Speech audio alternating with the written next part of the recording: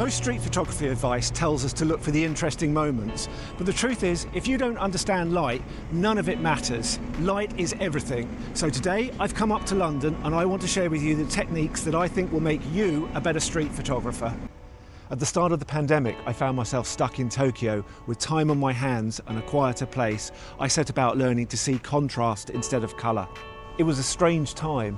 There was a nervousness to the city. With less people around, I was able to slow down and start using the light to my advantage in compositions. In this video, I'm going to show you how I taught myself street photography by looking for the light and working the scene. I'm going to show you all the techniques that I learnt. Let's start with the gear I'll be using today. I'm shooting on a Fuji X-T5, which is small and discreet, perfect for street photography. I've got this paired with a wide-angle lens, which on a full-frame equivalent is 16 to 27mm. I prefer shooting wide with my street photography as I like to bring more of the environment into my frame. I use Fujifilm's monochrome film simulation because it simplifies everything to light and form. It allows me to be able to see in black and white when framing up a composition rather than as an afterthought. My settings are simple.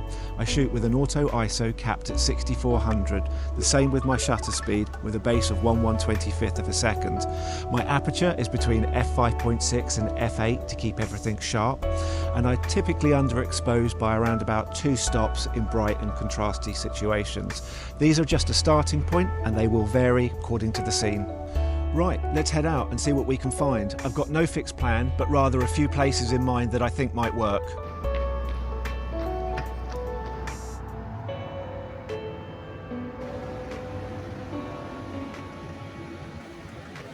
Let's start with backlighting. It goes by other names such as silhouette or my favourite Contre, Jour, which means against daylight. It's one of my favourite techniques to add drama to an image.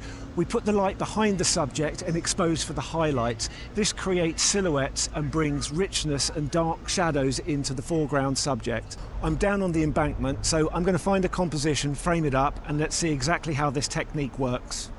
So I found my composition. I've had to get low to the ground, but I think it works really well.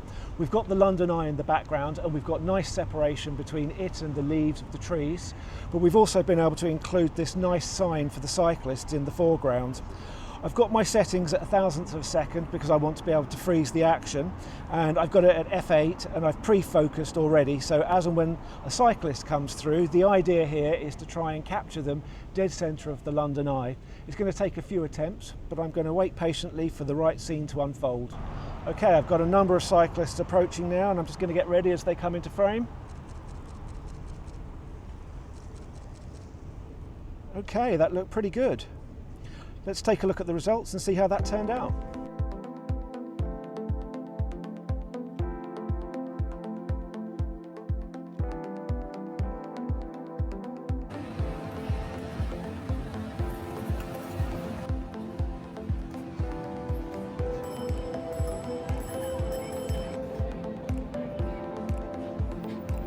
So the weather forecast for today was for bright directional sunshine, which hasn't materialised as of yet. But that doesn't matter. I've come down to Horse Guards Parade with the idea of using this building behind me to still be able to use the flat light, but to be able to create contrasty images that work well for street photography. Let's get set up and see how it looks. So the sun has finally come out and I've got this beautiful frame within a frame within a frame. There's light falling on the building in the background. It's quite busy, so I'm not sure I'm going to be able to get the perfect image, but what I'm looking for is to people to walk through the frame and through the arch, capturing them whilst they're still creating a shadow on the ground themselves, but being backlit by the sun. So I'm just going to hang on here and wait to see if I can get the scene a little bit quieter with somebody walking through it. Okay, we've got a couple of people just about to walk out the frame. Lovely, and 2 people walking into it. I think that's about as good as we're going to get down here on such a busy day. But that, I think, worked out very well, and it's quite nice when the sun does come out and really adds to that contrast very, very nicely. Right, let's take a look and see how that image turned out.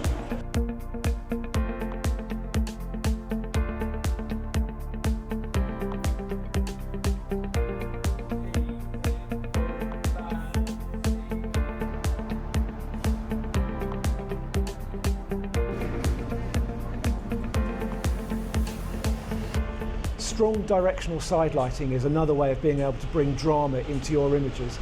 just as I found it here using these columns. So I'm going to frame up a composition and I'm going to show you exactly how it works and how it will add drama to your images too. So I have found this wonderful composition to demonstrate exactly what I was saying about side lighting. We've got texture on the columns and the wall, the wonderful shadows that are being created. And I framed this up now, and the idea is to just add a little bit of interest by waiting for somebody to come into my scene. I've got it on auto shutter speed, dialed in with 2 stops of underexposure, f8 to make sure that everything's sharp. And now it's really, as I say, just a case of waiting for the right person to walk into my frame. Okay, I think that worked well because the young girl looked back at me as she was walking past. So for me, the perfect moment will be an individual walking through the scene towards me, like this gentleman here. That's perfect. Hopefully that worked out well. If so, let's take a look.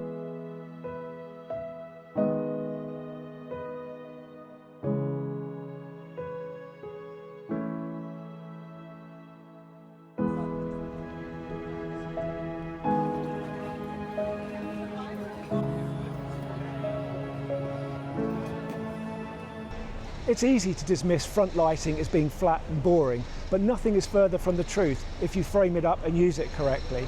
The idea is that we want somebody to walk into our scene to be illuminated, but to be surrounded by big, punchy, contrasty areas of shadow. So let's see if we can find an image, frame it up, and see how this works. Let me walk you through the composition then. So we've got a lot of shadow here, but we've got this little pool of dappled light. Texture from the trees are really adding to it, and what we're really now doing is just waiting for somebody to walk into the frame and be illuminated by the light. I've got f8, I've pre-focused, minus 2 stops of exposure to really bring out that contrast between the highlighted areas and the shadows. And it's now just a case of waiting patiently. And we've got this mother and daughter just about to walk into the scene, and I think that's it. That's about as good as we're going to get. Yeah, I'm really happy with that. So let's take a look at the images and see how that turned out.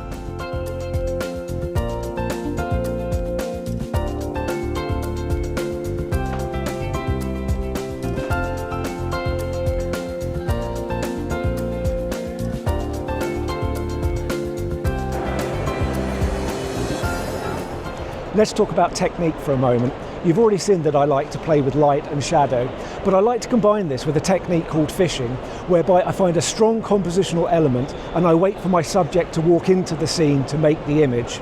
And there's no better place to practice this than at the British Museum. So let's go see if we can find a composition and make this work. So reflections can be found everywhere, and no better place than in this marble flooring we've got at the British Museum. It's a classic composition, but it's that for a reason. And the idea is I'm just going to sit here and combine the lovely reflections in the floor with the technique of fishing that we've talked about, and just try and capture some people walking through the scene. My idea here is to try and make sure that we don't get any overlap, because then the image starts to become confusing and difficult to understand and read.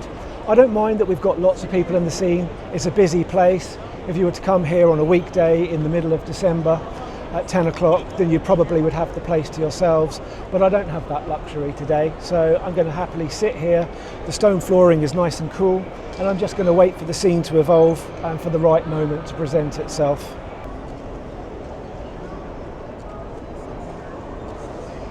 So hopefully you can see what I'm doing here. I'm trying to wait for people to be evenly spaced out, not overlapping each other too much, and then that way we get the beautiful reflections of their feet and their bodies in the marble stone as they walk through the scene. So I'll just continue to sit here until I find a few compositions that I'm happy with, and then I'll put them up on the screen for you to take a look at.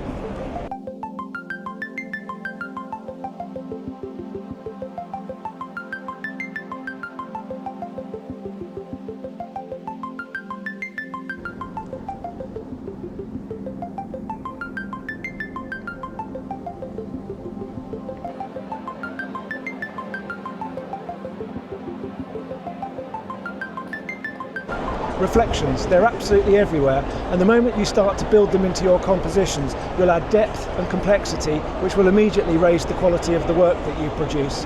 I spotted this glass panel the moment I walked into the British Museum, so let's see what we can do with it. So if we bring the camera over to here and we place it right on the edge of the glass surface, you can see we immediately start to get a reflection. And the nice thing is that you can just wait for as long as you like for the right person to walk into your frame.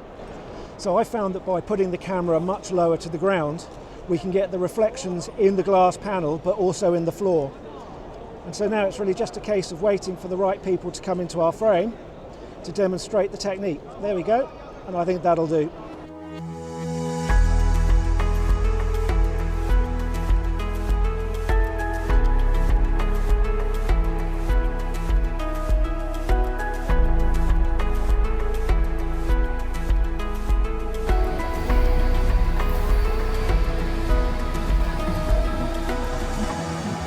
We don't need to wait for it to get dark to take advantage of artificial light. The underground in London is a perfect place to come and explore. I'm excited to explore this new walkway which connects King's Cross and St Pancras. I've seen some images online and the place looks interesting. It's filled with modern architectural lighting, glowing panels and reflections. It should be perfect for experimenting with how artificial light shapes a scene.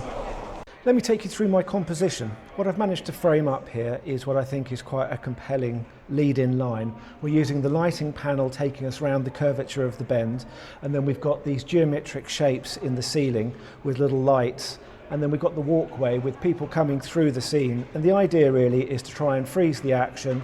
I've got it at 2/50th of a second. The ISO is going to be quite high, I would think. I've got it at f5.6. I'm going to set my focus on first person to come through, and I'm just going to snap away. Well, there we go. That's a fair few images I've been able to take. I'll put up the best of them on the screen now.